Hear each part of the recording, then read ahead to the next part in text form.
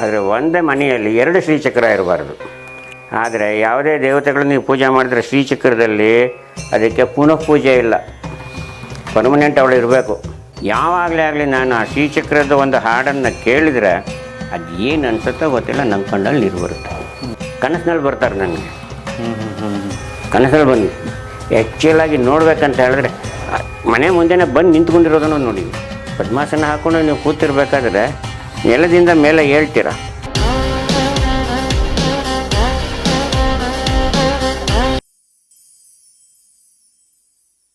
ಬರೀ ಜಪ ಮಾಡ್ತಾಯಿದ್ರೇ ಅವಳು ಒಲಿತಾಳೆ, ಜಪಕ್ಕೆ ಒಳೆದು ಬಿಡ್ತಾಳೆ ಅವಳು. ಅಂದರೆ ಶ್ರೀವಿದ್ಯೆಯಲ್ಲಿ ಜಪ ಭಾಳ ಮುಖ್ಯ, ಬಹಳನೇ ಮುಖ್ಯ. ಅದರಲ್ಲೂ ನಮ್ಮ ಶ್ರೀವಿದ್ಯೆಯಲ್ಲಿ ಕೆಲವು ಸ್ಟೇಜ್ಗಳನ್ನೆಲ್ಲ ದಾಟಿ ಬಂದ ಮೇಲೆ ಕೊನೆಯಲ್ಲಿ ಬರ್ತಕ್ಕಂಥದ್ದು ಮಹಾಷೋಡಶಿ ಅಂತ. ಮಹಾಷೋಡಶಿ ಉಪದೇಶ ಕೊಡಬೇಕಾದ್ರೇ ಯಾರು ಸಾಧಾರಣ ಹಾಗೆ ಉಪದೇಶವನ್ನು ಕೊಡಲ್ಲ. ಯಾಕೆಂದರೆ ಅದರಲ್ಲಿ ಇರ್ತಕ್ಕಂತಹ ಮೂಲ ಮಂತ್ರ ಇದೆಲ್ಲ ಯಾರಿಗೂ ಹೇಳಲ್ಲ ಹಾಗೆ. ಆ ಮೂಲ ಮಂತ್ರದಲ್ಲಿ ಇರ್ತಕ್ಕಂಥದ್ದು ಏನಿದೆ ಅದು ನಮ್ಮ ಜಪ ಮಾಡಬೇಕಾದ್ರೆ ನಮಗೆ ಗೋಚರ ಆಗಬೇಕದು. ಆ ಮೂಲ ಮಂತ್ರ ಯಾವುದಾದ್ರೂ ಒಂದು ಅಕ್ಷರ ಗೋಚರ ಆಗಬೇಕು ಮೂಲ ಮಂತ್ರದಲ್ಲಿ. ಅದನ್ನು ನಾವು ಗುರುಗಳು ಹೇಳಲ್ಲ, ಯಾಕೆಂದರೆ ನಾವು ಅದರಲ್ಲೇ ತಲ್ಲೀನರಾಗಿರ್ತೀವಿ ಅಂತ ಹೇಳಲ್ಲ ಅವರು.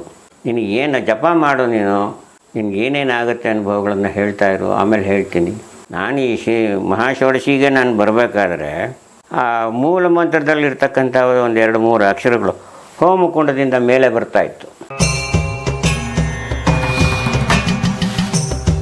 ಹೋಮ ಆಗ್ತಾಯಿದೆ, ಆ ಹೋಮಕುಂಡದಿಂದ ಆ ಅಕ್ಷರಗಳು ಸ್ಕ್ರಾಲ್ ಆಗಿ ಯಾವ ಥರ ಈ ಮಿಂಚು ಬಂದಾಗ ಬೆಳಕು ಬರುತ್ತಲ್ಲ, ಆ ಬೆಳಕು. ಅಂದರೆ ನೀವು ಬ್ಲೂ ಅಥವಾ ವೈಟು ಮಾಡ್ತಾ ಇರೋವಾಗಲ ಹೋಮ ನಡೀತಾ ಇಲ್ಲ, ನಾನು ನಿದ್ದೆ ಮಾಡ್ತಾ ಇರಬೇಕಾದ್ರೆ ಹೋಮ ನಡೀತಾ ಇದೆ. ಅಲ್ಲಿ ಆ ಮೂಲ ಮಂತ್ರಗಳು ಒಂದೊಂದಾಗಿ ಆ ಹೋಮದಿಂದ ಮೇಲೆ ಬರ್ತಾ ಇದೆ. ಆವಾಗ ಹೋಗಿ ನನ್ನ ಗುರುಗಳನ್ನು ಕೇಳಿದೆ, ಹೀಗಿದೆ, ಹೀಗಾಯಿತು ನನಗೆ, ಏನು ಅದು? ಆವಾಗ ಹೇಳಿದ್ರೆ, ಏನಿಲ್ಲ ಬಾ, ನೀನು ಎಲ್ಲ ಫೈನಲ್ ಸ್ಟೇಜಿಗೆ ಬಂದಿದ್ದೀಯಾ, ಉಪದೇಶ ಕೊಡ್ತೀನಿ ಅಂದರು. ಮಹಾಷೋಡಶಿಯನ್ನು ಕೊಟ್ಟರು. ಅದು ಇದು ಯಾವಾಗಪ್ಪ ಆಗುತ್ತೆ ಅಂದರೆ ಗುರುಪಾದಕ ಜಪ ಆದ ನಂತರದಲ್ಲಿ, ಪಂಚದಶಿ ಆದ ನಂತರದಲ್ಲಿ ನಮಗೆ ನಾವು ಮಹಾಷೋಡಶಿಗೆ ಆಗೋದಕ್ಕಿಂತ ಮಧ್ಯದಲ್ಲಿ ಆಗ ನೀವು ಎಷ್ಟು ನಿಷ್ಠೆಯಿಂದ ಮಾಡ್ತೀರ ಜಪವನ್ನು, ಆವಾಗ ನಿಮಗೆ ಅದು ಗೋಚರ ಆಗುತ್ತೆ. ಆವಾಗ ನೀವು ಮಹಾಷೋಡಶಿಗೆ ಬರ್ತಕ್ಕಂಥದ್ದು ನಿಮಗೆ ಅನುಭವ ಆಗುತ್ತೆ. ಆ ಅನುಭವ ಆದಾಗೆಲ್ಲ ಏನಪ್ಪ ಹೇಗಾಗುತ್ತೆ ಅಂದರೆ, ನೀವು ಜಪಕ್ಕೆ ಕೂತಿರಬೇಕಾದ್ರೆ ನೆಲದಿಂದ ಮೇಲೆ ಎದ್ದಾಗುತ್ತೆ.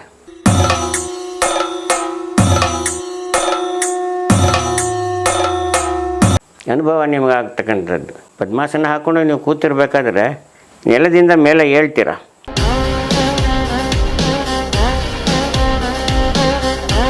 ಅಂದರೆ ಅನುಭವ ನಮ್ಗೆ ಆಗ್ತಾ ಇರುತ್ತೆ. ಅಂದರೆ ನಮ್ಮ ದೇಹ ಅಷ್ಟು ಹಗುರವಾಗುತ್ತೆ, ಅಥವಾ ಮೈಯೆಲ್ಲ ಬಿಸಿ ಆಗ್ತಾ ಇರುತ್ತೆ. ಎಷ್ಟು ಬಿಸಿ ಆಗುತ್ತೆ ಅಂದರೆ ತಲೆಯಲ್ಲಿ ಏನಾದ್ರು ಇಟ್ಟರೆ ಸುಡುತ್ತೆ ಅನ್ನೋದು ಆಧಾರ. ನನ್ನ ತಾತ ಅಂದರೆ ನಮ್ಮ ತಾಯಿಯ ತಂದೆ ಅವರು ಗಾಯತ್ರಿ ಜಪ ಮಾಡೋರು. ಯಾವಾಗಲೂ ಗಾಯತ್ರಿ ಜಪ ಮಾಡಿದಾಗ ಏನಾಗುತ್ತೆ, ಮೇಲೆ ಸಿಪ್ಪೆ ಏಳೋದು ಅವ್ರಿಗೆ. ಜಪಕ್ಕೆ ಕೂತ್ಕೊಂಡ್ರೆ ಸಿಪ್ಪೆ ಏಳೋದು ಮೇಲೆ ನೋಡಿದ್ದೀನಿ ನಾನು. ನೋಡಿ ಇಷ್ಟಿಷ್ಟಾಗಲೇ ಎದ್ದು ಬರೋದು. ಅಂದರೆ ಆ ಮೈಯಲ್ಲಿ ಅಷ್ಟು ಶಾಖ ಉತ್ಪತ್ತಿ ಆಗ್ತಾ ಇರುತ್ತೆ. ಆ ಥರ ಆಗಬೇಕು. ಅಥವಾ ಗಾಳಿಯಲ್ಲಿ ತೇಲ್ತಾ ಇರೋಗಾಗಬೇಕು. ತೇಲೋದು ಅಂದರೆ ಹೇಗಪ್ಪ ತೇಲ್ತೀರಿ ನೀವು ಗಾಳಿಯಲ್ಲಿ? ಅಂದರೆ ಹಕ್ಕಿ ರೀತಿ ಅಲ್ವಾ? ನಾನು ಹೇಗೆ ಅಂದರೆ ಸ್ವಿಮ್ ಮಾಡಬೇಕಾದ್ರೆ ನಾವು ನೀರೊಳಗೆ ಬೀಳ್ತೀವಲ್ಲ, ಈಗ ಬಿದ್ದು ಕೈ ಈಗ ಆಡಿಸ್ತೀವಲ್ಲ, ಹೌದು, ಅದೇ ರೀತಿ ಕೈ ಆಡಿಸ್ಕೊಂಡು ಹೋಗ್ತಾ ಇರ್ತೀನಿ, ನಾನು ತೇಲ್ಕೊಂಡು ಹೋಗ್ತಾ ಇರ್ತೀನಿ. ನಿದ್ದೆಯಲ್ಲಿ ನನಗೆ ಆ ಥರ ಅನುಭವಗಳು ಆಗ್ತಾನೇ ಇರುತ್ತೆ. ತೇಲ್ಕೊಂಡು ಹೋಗ್ತಿರ್ತೀನಿ. ಎಷ್ಟು ಸ್ಪೀಡಲ್ಲಿ ಹೋಗ್ತೀನಿ ಅಂತ ಹೇಳಿದ್ರೆ ಹಕ್ಕಿ ಹೋಗ್ತಕ್ಕಂಥ ಸ್ಪೀಡಲ್ಲೇ ಹೋಗ್ತೀನಿ.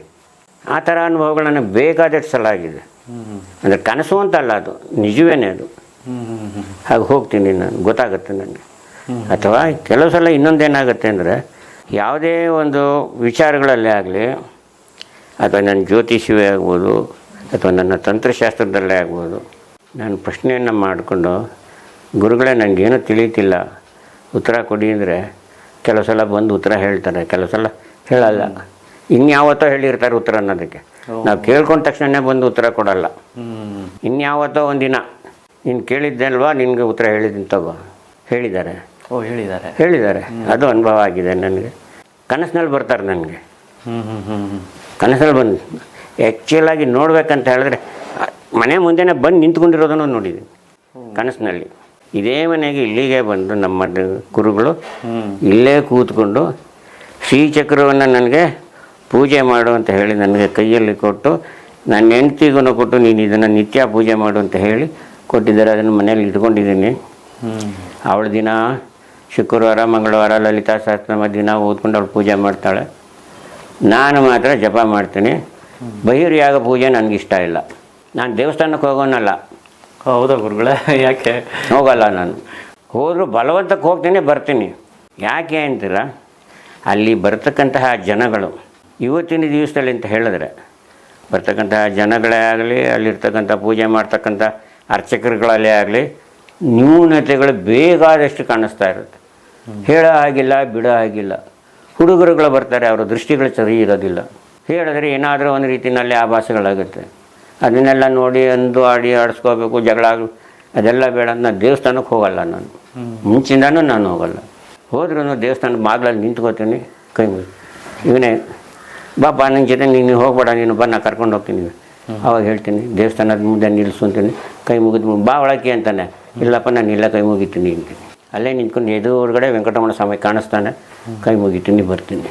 ವಿಧಿ ಇಲ್ಲ. ಕೆಲವು ಕಡೆ ಒಂದು ಒಂದೂವರೆ ತಿಂಗಳು ಪೂರ್ತಿ ನಾವು ಉತ್ತರ ಭಾರತದಲ್ಲಿ ಟೂರ್ ಹೋಗಿದ್ವಿ. ಯಾತಕ್ಕಪ್ಪ ಹೋಗಿದ್ವಿ, ನಮ್ಮ ಪಿತೃದೇವತೆಗಳಿಗೆಲ್ರಿಗೂ ನಾವು ಶ್ರಾದ್ದವನ್ನು ಮಾಡಿ ಹಿಂದೂಗಳಿಗೆ ನಮ್ಮ ಪೂರ್ವಜರಿಗೆಲ್ಲ ಮಾಡಿ ಹಾಕಬೇಕಂತ ಹೇಳಿ ಆಸೆ ಆಯಿತು. ಆಷಾಢ ಮಾಸದಲ್ಲಿ ಒಂದು ಸಲ ನಮ್ಮ ಪುರೋಹಿತರನ್ನು ಕರ್ಕೊಂಡು 1 ತಿಂಗಳ ಕಾಲ ಇಡೀ ನಾರ್ತ್ ಗುಜರಾತ್ ತನಕ, ಈ ಕಡೆ ಬುದ್ಧಗಯ ತನಕ ಎಲ್ಲ ಕಡೆಯಲ್ಲೂ ತೀರ್ಕೊಂಡು ನಮ್ಮ ಹಿರಿಯರಿಗೆಲ್ಲರಿಗೂ ಶ್ರಾದ್ದ ಮಾಡಿಕೊಂಡು ಬಂದೆ. ಒಂದು 2-3 ಸಲ ಆಗಿದೆ ನನಗೆ ಆ ಥರ ಮಾಡಿ. ಒಂದು ಕೊನೆಯಲ್ಲಿ ಇಲ್ಲಿ ಬಂದು ತಾಯಿ ನಾನು ಕೂರಿಸ್ಬಿಟ್ಟಿದ್ದಾಳೆ. ಅವಳು ಯಾವತ್ತು ಕರೀತಾಳೋ ಗೊತ್ತಿಲ್ಲ. ಅದೇ ಹೇಳ್ತಾರೆ, ಏನೋ ಒಂದು ಇಂಗ್ಲೀಷ್ನಲ್ಲಿ ಒಂದು ಪದ ಇದೆ. ಏನಪ್ಪ ಅಂದರೆ I am the barking dog of the god, when you commands me I bark. ಅವಳು ಯಾವಾಗ ಕರೀತಾಳೆ ನನ್ನ ಬಾ ಅಂತ ಹೇಳ್ತಾಳೆ, ಆವಾಗ ನಾನು ಬೊಗಳ್ಕೊಂಡು ಹೋಗ್ತೀನಿ ಅವಳ ಹತ್ರ.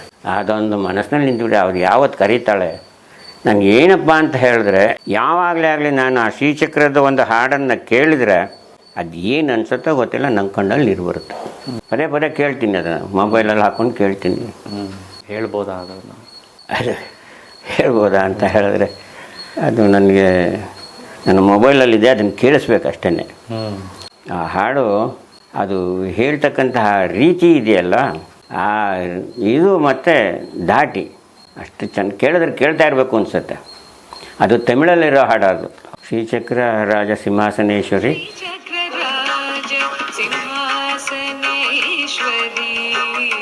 ಅಂದರೆ ಚರಾಚರಗಳಲ್ಲೂ ಸಹ ಅವಳಿದ್ದಾಳೆ. ಅಂದರೆ ಇದರಲ್ಲಿ ಶಿವ ಇಲ್ಲದೆ ಶಕ್ತಿ ಇಲ್ಲ, ಶಕ್ತಿನೇ ಇಂಪಾರ್ಟೆಂಟು. ಈ ಶಕ್ತಿ ಇದ್ದಾಳಲ್ವ ಅವಳು ಕೊನೆ ತನಕ ಅವಳೇ ನಮ್ಮನ್ನು ಕಾಪಾಡೋದು. ಅಂದರೆ ಅವಳ ತಾಯಿ ತನ್ನ ಹೊಟ್ಟೆಯಲ್ಲಿ ಮಗುವನ್ನು ಸಾಕಿ ಕೊನೆ ತನಕ ಅವಳು ತಾಯಿ ಮಕ್ಕಳ ಜೊತೆಯಲ್ಲೇ ಇರ್ತಾಳೆ. ಮಾಯೆ ಅವಳು, ತ್ರಿಪುರ ಸುಂದರಿ ಮಾಯೆ. ಹೇಗೆ ಬೇಕಾದ್ರೂ ನಮ್ಮನ್ನು ಕಾಪಾಡ್ತಾಳೆ. ಅಂದರೆ ಏನಪ್ಪ ಅವಳು ಕೇಳೋದು, ನಂಬಿಕೆಯಿಂದ ನೀನನ್ನು ಸ್ತುತಿ ಮಾಡು, ಪೂಜೆ ಮಾಡು, ಜಪ ಮಾಡು. ನೀನು ಎಷ್ಟು ಜಪ ಮಾಡ್ತೀಯೋ ಅಷ್ಟೆಷ್ಟು ಅನುಭವಗಳು ನಮಗೆ ಆಗ್ತಾನೇ ಇರುತ್ತೆ.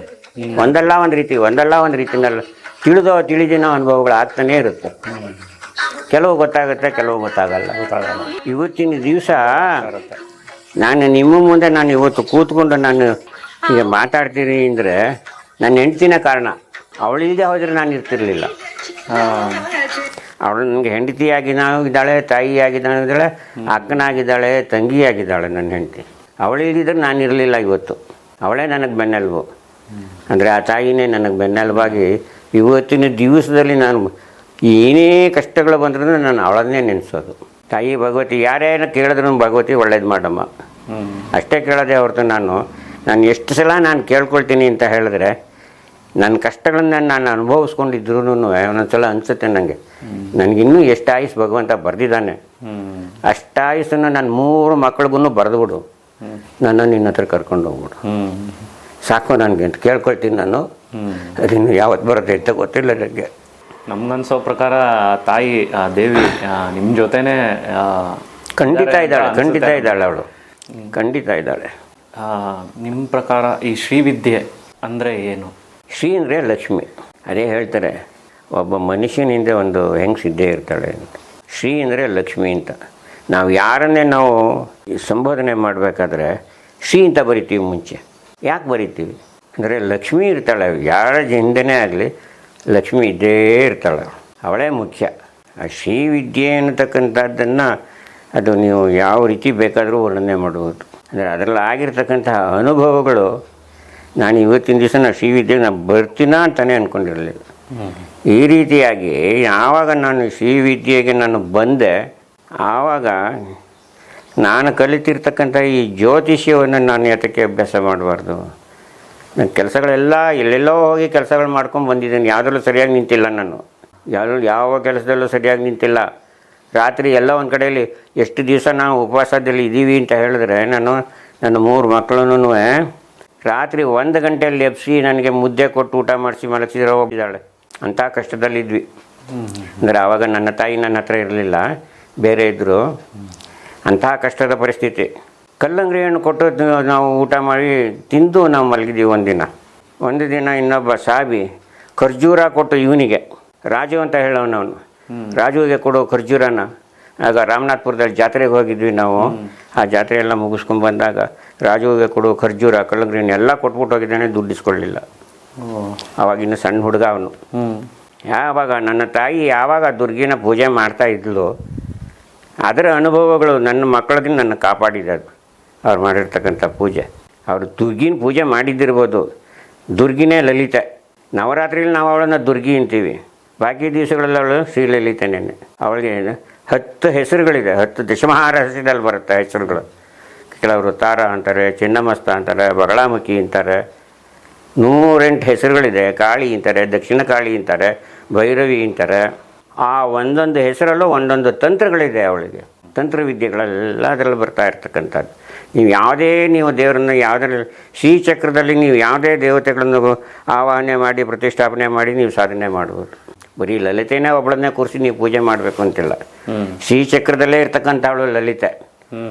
ಅವಳಿಗೆ ನೀವು ಕಾಳಿಯನ್ನಿಟ್ಟು ನೀವು ಪೂಜೆ ಮಾಡಿ, ಚಿನ್ನಮಸ್ತಳನ್ನು ಕೂರಿಸಿ ಪೂಜೆ ಮಾಡಿ. ಆದರೆ ಯಾವುದೇ ದೇವತೆಗಳನ್ನು ನೀವು ಪೂಜೆ ಮಾಡಿದ್ರೆ ಶ್ರೀಚಕ್ರದಲ್ಲಿ ಅದಕ್ಕೆ ಪುನಃ ಪೂಜೆ ಇಲ್ಲ, ಪರ್ಮನೆಂಟ್ ಅವಳು ಇರಬೇಕು. ಬೇರೆ ಪೂಜೆಗಳಲ್ಲೆಲ್ಲ ಏನು ಮಾಡ್ತೀವಿ ನಾವು, ಪೂಜೆ ಆದಮೇಲಿಂದ ವಿಸರ್ಜನೆ ಮಾಡ್ತೀವಿ. ಹೌದು. ಈ ಶ್ರೀಚಕ್ರಕ್ಕೆ ಆಗಲಿ, ಈ ದಶಮಹಾರಹಸ್ಯದಲ್ಲಿ ಬರ್ತಕ್ಕಂಥ ಯಾವುದೇ ಶಾಸ್ತ್ರದಲ್ಲಿ ಯಂತ್ರ ಪೂಜೆಗಳಿಗೆ ಆಗಲಿ ಯಾವುದಕ್ಕೂ ವಿಸರ್ಜನೆ ಇಲ್ಲ. ನೋಡಿ, ದೇವಸ್ಥಾನದಲ್ಲಿ ದೇವರು ಪ್ರತಿಷ್ಠಾಪನೆ ಮಾಡಿರ್ತಾರೆ, ಅಲ್ಲಿ ವಿಸರ್ಜನೆ ಅನ್ನೋದು ಇರೋದಿಲ್ಲ.